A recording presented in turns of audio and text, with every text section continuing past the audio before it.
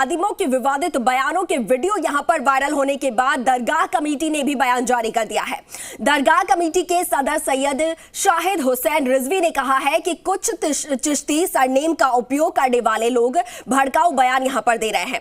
ये बयान चिश्तिया सिलसिले के रवायत के खिलाफ है और हम ऐसे खादिमों के खिलाफ कानूनी कार्रवाई की मांग करते हैं। दरअसल नुपुर शर्मा मामले में अजमेर की दरगाह के अंजुमन कमेटी के सचिव सरवर चिश्ती ने भी विवादित बयान दिया है। ये वही सरवर चिश्ती है जो खुलेआम अपने आप को पीएफआई का मेंबर करार देते हुए इस तरीके के विवादास्पद जो तकरीरें हैं वो देता है और पैगंबर की बेअदबी पर उन्होंने कहा था कि अब ऐसा आंदोलन किया जाएगा जिससे पूरा हिंदुस्तान हिल जाएगा। सरवर चिश्ती ने न सिर्फ हिंदुस्तान को हिला देने की बात कही थी बल्कि हिंदू दुकानदारों का बहिष्कार करने की भी यहां पर बात कही गई। लेकिन अब इस मामले में अंजुमन कमेटी सचिव सरवर चिश्ती की मुश्किलें जो हैं वो बढ़ सकती हैं।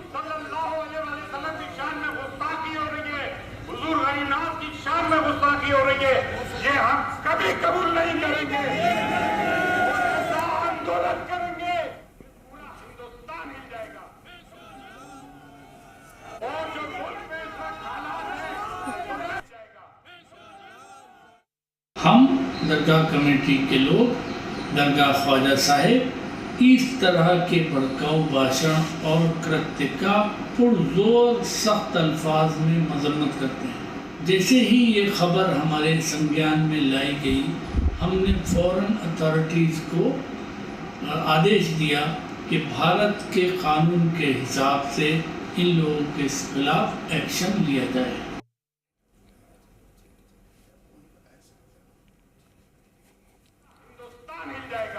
और अब जिस तरीके से ये लगातार यहाँ पर बयानबाजी की जा रही है, भड़काऊ बयान यहाँ पर दिए जा रहे हैं, इसको लेकर अजमेर से ब्यूरो हेड जो है हमारे सहयोगी मनवीर सिंह हमारे साथ लाइव जुड़ गए हैं। मनवीर, आपका रुख करना चाहूंगी और जिस तरीके से यहाँ पर ये बयानबाजी की जा रही है और सबसे अहम बात यहाँ पर ये है कि पुलिस की जो कार्यशैली है उस पर भी सवाल उठते हैं। वो जो वीडियो है जब सलमान चिश्ती को गिरफ्तार करने के लिए पुलिस गई तो उस समय पुलिस की तरफ से जो बयानबाजी की गई है, जो सलाह दिए गए हैं, वो यहाँ पर बड़े प्रश्न खड़े करते हैं। देखिए, बिल्कुल सही बात कह रही हैं आप। ये दो अलग अलग पहलू हैं। एक तरफ हम देखते हैं कि दरगाह शरीफ का जो इस्तेमाल है वो सूफी संत ख्वाजा मोइनुद्दीन हसन चिश्ती की अमन का पैगाम देने वाली शिक्षाओं के विपरीत वहां पर भड़काऊ भाषणबाजी होती है, भड़काऊ नारे लगाए जाते हैं और हिंदुस्तान को हिलाकर रख देने तक की बातें की जाती हैं। और दूसरी तरफ अगर हम देखते हैं तो पुलिस का एक रुख है। सलमान चिश्ती का जिस तरीके से वीडियो सामने आया था, सीधे तौर के ऊपर वो नुपुर शर्मा को खुद गोली मार देने की बात कहता हुआ उस वीडियो में सुनाई देता है। उसके साथ साथ वो साफ तौर पर कहता है कि जो कोई भी नुपुर शर्मा का सर काट करके लाएगा उसको वो अपना मकान और अपनी जमीन इनाम के तौर पर दे देंगे। इसके बाद में पुलिस ने कार्रवाई जरूर की, उसको गिरफ्तार किया गया, लेकिन गिरफ्तारी के बाद जिस तरह का वीडियो पुलिस अधिकारी का सामने आया है, जो दरगाह पुलिस थाने दरगाह के जो उपाधीक्षक हैं पुलिस के संदीप सारस्वत, उनका ये वीडियो है जिसमें वो साफ तौर पर जो आरोपी सलमान चिश्ती है उसको ये सलाह देते हुए नजर आते हैं कि तुम अपने आप को नशे में होना करार दे देना ताकि तुमको बचाया जा सके। तो कहीं ना कहीं पुलिस की कार्यशैली पर एक बड़ा सवाल जरूर है। सरकार के संज्ञान में जैसे ये पूरा मामला आया, तुरंत रात को ही जो संदीप सारस्वत है उनको एपीओ कर दिया गया। अब उनको जो पुलिस मुख्यालय है वहां पर अपनी उपस्थिति को दर्ज कराना होगा। तीसरा इसके अंदर जो सबसे महत्वपूर्ण पहलू है वो दरगाह कमेटी का आ जाता है। दरगाह कमेटी के जो सदर हैं उनका एक बयान कल सामने आया जिसमें साफ तौर पर उन्होंने कहा कि चिश्ती नाम का उपयोग करने वाले कुछ लोग भड़काऊ भाषण दे रहे हैं जो कि चिश्तिया सिलसिले के खिलाफ है।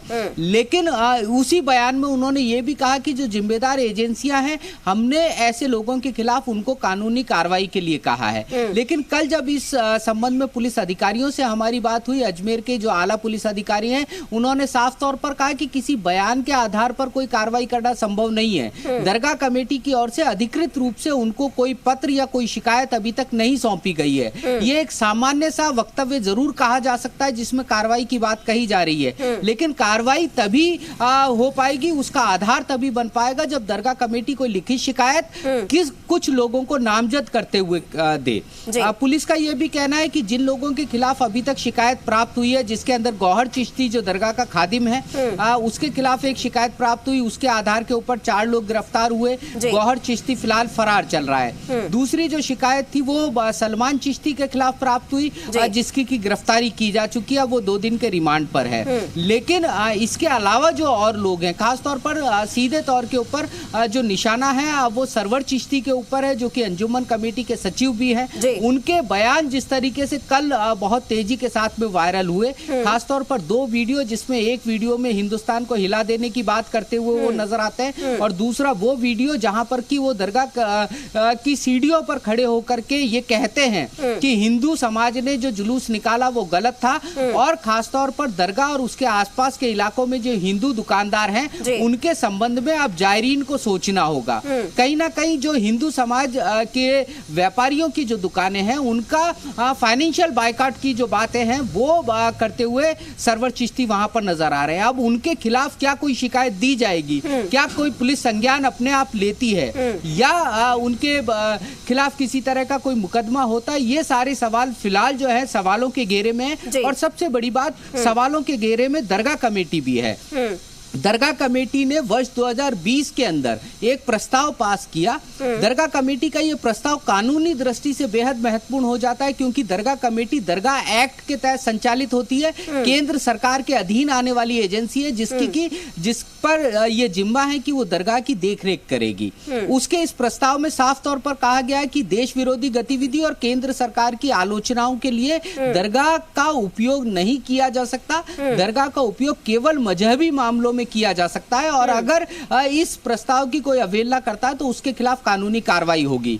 3 मामले सीधे तौर पर सामने आ चुके हैं, लेकिन दरगाह कमेटी की ओर से कोई लिखित शिकायत स्थानीय प्रशासन को, स्थानीय पुलिस को या सक्षम जांच एजेंसियों को अभी तक क्यों नहीं दी गई।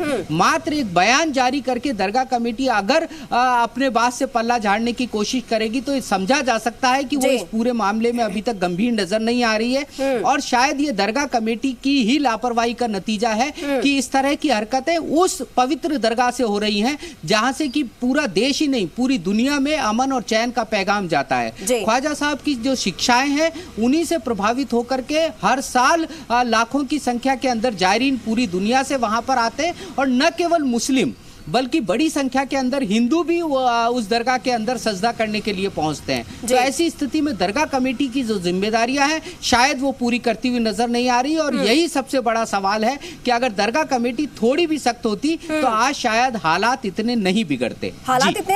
मनवीर, और यहाँ पर सवाल उठना लाजमी भी है, क्योंकि सरवर चिश्ती की तरफ से साफ तौर पर बयानबाजी में कहा जा रहा है कि ऐसा आंदोलन चलाएंगे कि हिंदुस्तान हिल जाएगा। यहाँ पर तो देश की बात आ गई ना, यहाँ पर देश की बात आ गई, तो ऐसे में तो दरगाह कमेटी को बेहद सख्त होना चाहिए, बेहद सख्त कदम उठाने चाहिए। लेकिन अब तक कोई भी शिकायत लिखित में आप बता रहे कि नहीं दर्ज करवाई गई है। इसके अलावा ये चीज और यहाँ पर हो जाती है कि जिस तरीके से सलमान ने यहाँ पर बयानबाजी की, अब ऐसे में जो पुलिसकर्मी आरोपी जो है पुलिस अधिकारी जिसे एपीओ किया गया है उसकी कार्यशैली पर भी सवाल उठते हैं। क्या वो सलमान चिश्ती का करीबी है, इसकी वजह से वो सलाह देता हुआ वहां पर नजर आ रहा है? अब इस जो सलाह दिया गया है उसको लेकर भी क्या अधिकारी सख्त कार्रवाई करेंगे? देखिए, जहां तक पुलिस अधिकारी की बात है, संदीप सारस्वत जो दरगाह के पुलिस उपाधीक्षक थे, उनका जो पदस्थापन है वो यहाँ पर कुछ समय पहले ही हुआ था, और कल जब उनसे इस सारे मामले में हमारी बातचीत हुई तो उनका सीधे तौर पर कहना था कि क्योंकि सलमान चिश्ती एक हिस्ट्री शीटर है, नशे का आदी है, और सबसे बड़ी बात है कि दरगाह की जिन तंग गलियों के अंदर उसको गिरफ्तार किया गया वहां किसी वाहन को ले जाना संभव नहीं था।